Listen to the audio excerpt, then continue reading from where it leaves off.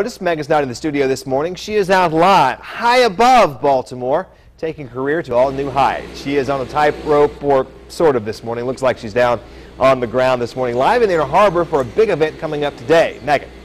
Yes, Charlie, high above 2.5 feet is what I'm going to attempt. I'm here with Nick Willenda, 7th generation tightrope walker. This is incredible because this evening you're going to walk across the Inner Harbor and you say you're not nervous at all.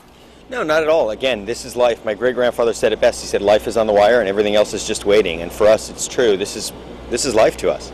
So how do you prepare for something like this? Because you're going to basically walk across the water without any sort of safety device, what, 300 feet? Well, I'm going to walk over the water. I'm not going to walk across the water. I wish I could do that. But yes, it'll be a distance of about 300 feet over a football field in length and about a height of 80 to 100 feet.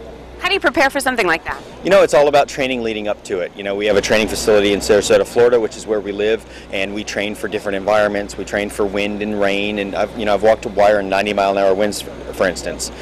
So it's all about the training and the preparation leading up to it. This is a unique walk, because no one's ever walked to a barge from a high wire, wow. or on a high wire. So this is the first time that'll ever happen in history, to the best of my knowledge, anyway. And then you'll be going on the 15th of June over Niagara Falls, so this is probably good preparation, but sort of small potatoes. Yeah, that's correct. You know, it's a very unique walk over the Niagara Falls because of the roaring falls, and the atmosphere there is just ever-changing. It changes by the minute. So the preparation for that is much more rigorous than the preparation for this, for sure.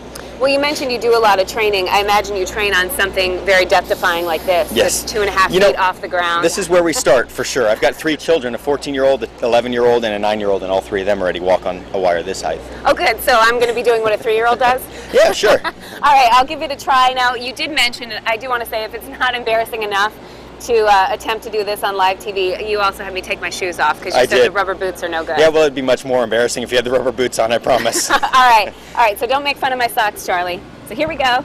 And you're going to walk me through this, right? Yep, I am. Okay, what do I need to know? So what you're going to do is I want you to turn your foot out to the right as you step onto the wire. So you're almost going to step towards, nope, the other way, actually. Yep, okay. And now the other foot out the other direction.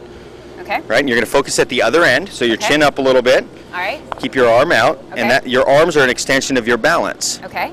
So whenever you're ready, you can take a few steps if you like. Okay, now do I look down or do I look... You're actually going to look across to the other platform. Okay. You want to look at a point that is not, that's not moving or not in motion, something that's steady. The wire moves under your feet a bit, but you want to look at something that is calm. You're going to do this 100 feet in the air? Are you insane?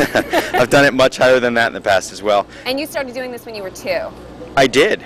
I did. And I did it in this sense. Do you think I have a future in this? I think you do. You want to stop right there for a second? Okay. Tell me when you're comfortable. I'm not going to move my hand anywhere. You're not letting Blake, go. if you can step in a little bit. Well, no, I'm not going to move my hand. You can let go and just see what it's like. Okay. My hand will stay here. All right. Ta-da! You got it. Oh! All right. Excellent. I don't want to fall 2.5 feet or anything. Very good. I love it. It's fun. I'm impressed. You want to go on the road? Yeah, absolutely. Can I? Absolutely. Of course you can. All right. So if people want to come down here, they can check you out, right? Absolutely. It'll be at 5:15 p.m. this evening, walking over the Inner Harbor again, first time in the world, and this is an exciting event for the new Ripley's Auditorium opening up here in Baltimore. Well, your family has such an amazing history, and it's so cool. So we'll look forward to seeing you and hearing more about the museum coming up. Charlie, are you impressed? Megan, I am thoroughly impressed by this. Show me those socks one more time. Yeah, you like them? Yeah, your feet are dirty. Listen, be thankful I kept the socks on. I was going to take them off, but I can't remember the last time I had a pedicure, so this is the best option. All right, that is awesome. Megan, thanks a lot. We'll check in with you one more time.